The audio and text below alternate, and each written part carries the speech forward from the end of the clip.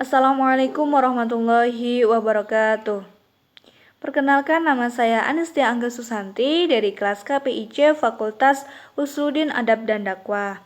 Nah, di sini saya akan menjawab pertanyaan dari Mbak Faidatul Bariroh dari mata kuliah Teknik Produksi Berita Media Elektronik dan juga Metode Penelitian Komunikasi yang diampu oleh Bapak Mukhlis Daroini. Nah, di sini saya akan menjawabnya.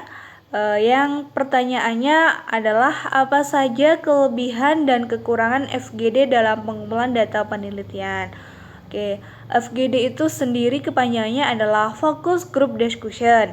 Nah, dalam program pengembangan masyarakat, istilah FGD ini merupakan hal wajib yang dilakukan fasilitatornya.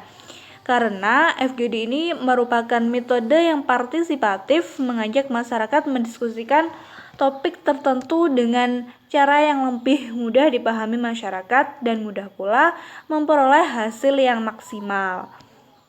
Nah, metode diskusi ini adalah media bagi sekelompok orang untuk mendiskusikan satu topik tertentu secara relatif mudah.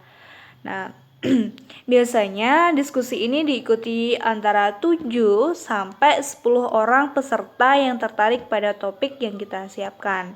Nah, mereka itu dipandu seorang moderator atau fasilitator yang memandu untuk mendiskusikan pertanyaan-pertanyaan sesuai topik yang dibicarakan. Nah, apa sih bedanya dengan metode diskusi lainnya? Nah, yang pasti itu berbeda.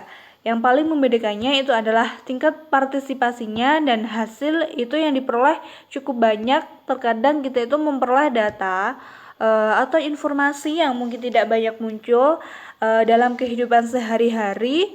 Melalui FGD ini semuanya dapat dimunculkan seperti itu. Dan juga dalam prosesnya itu hendaknya disiapkan beberapa hal. Semisal kesiapan moderator yang cukup cermat mengarahkan diskusinya. Nah, kemudian perlu pula disiapkan buku catatan atau tape recorder yang digunakan untuk mempersiapkan deskripsi dan analisanya setelah diskusi itu berakhir, seperti itu. Dan biasanya moderator itu juga didampingi seorang notulen yang mencatat semua proses diskusi pada saat itu. Nah, apa sih kelebihan dan kekurangannya dari FGD ini? Nah, untuk kelebihannya yaitu jelas itu tidak memakan banyak biaya, waktu yang digunakan juga cukup singkat sehingga peserta pun tidak merasa cepat jenuh, seperti itu. Dan juga selain itu, moderator itu dapat dilakukan oleh siapa saja dengan cara melalui pelatihan singkat dan kalau perlu uji coba dulu sebelum terjun ke masyarakat, seperti itu. Dan yang lebih pentingnya, kelebihannya itu adalah metode ini dapat digunakan untuk menggali kebiasaan terus keyakinan dan penilaian dari sebuah kelompok. Nah, untuk kelemahannya itu adalah peserta itu seringkali tidak mewakili seluruh kelompok sasaran.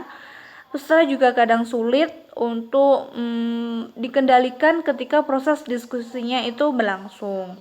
Dan hal ini peran moderator lah yang sangat diharapkan bisa mengendalikannya. Nah, untuk kelemahan lainnya itu hasil dan kesimpulan dari diskusi ini terkadang dapat dipengaruhi oleh pandangan atau pendekatan dari moderator. Dan yang penting juga diketahui FGD ini tidak memiliki data statistik, seperti itu. Seperti itu dari jawaban saya, mungkin bisa bermanfaat untuk teman-teman semuanya. Dari saya akhirnya wassalamualaikum warahmatullahi wabarakatuh.